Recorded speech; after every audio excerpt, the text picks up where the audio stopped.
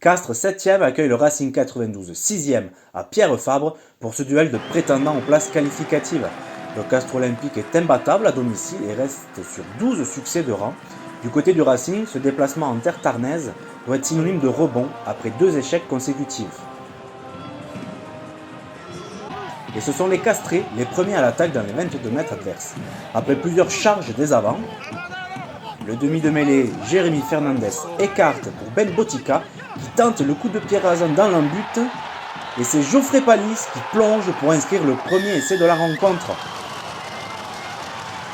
On revoit au ralenti le jeu au pied millimétré de Botica pour son ailier qui aplatit en coin juste avant que le ballon touche la ligne.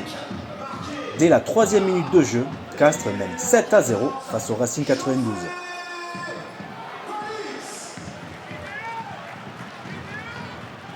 Les Castrés dominent ce premier quart d'heure et marquent dans leur temps fort, à l'image de ce drop claqué par Julien Dumora. Le Castres Olympique se met à l'abri d'un essai transformé et mène 10-0.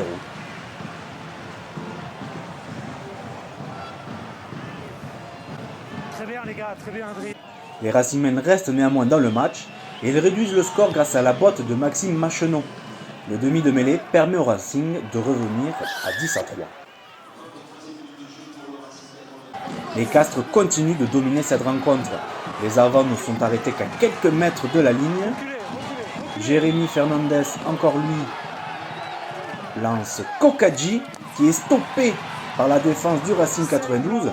Le jeune demi de mêlée replace ses avants et sert Ben Nicolas qui résiste au plaquage de Machenon et de Chavancy pour inscrire le deuxième essai castré. Le CO prend le large dans cette rencontre devant les yeux de Christian Lavitte et mène 17-3 à la pause. Le Racing, trop indiscipliné en seconde période, se met à la faute sur cette action et l'ouvreur du CO ne se fait pas prier pour donner 3 points de plus à son équipe. Castres mène 20-3 à l'heure de jeu. On joue désormais la 4e minute de jeu. La sirène vient de retentir à Pierre Fabre et c'est Castres qui a la possession du ballon pour essayer d'aller chercher le bonus offensif en toute fin de match. Les Castrés envoient du jeu sur l'aile en direction de Palis. Le 3/4 ne fait pas en avant, franchit la ligne des 40. Un ruck est formé. Le ballon est à nouveau écarté pour l'autre aile. Julien Dumora accélère. Sert Nakosi qui résiste à 1, 2, puis 3 plaquages. Sert dans sa chute Botitou qui d'une passe en aveugle sert Julien Dumora qui inscrit le 3e essai castré, synonyme de bonus offensif. Les Tarnais s'imposent 25-3 et enchaînent à domicile avec un 13e succès de rang. Une victoire qui leur permet d'intégrer le top 6. Du côté du Racing 92, il s'agit de la 3e défaite consécutive. Les Racingmen sortent des places qualificatives.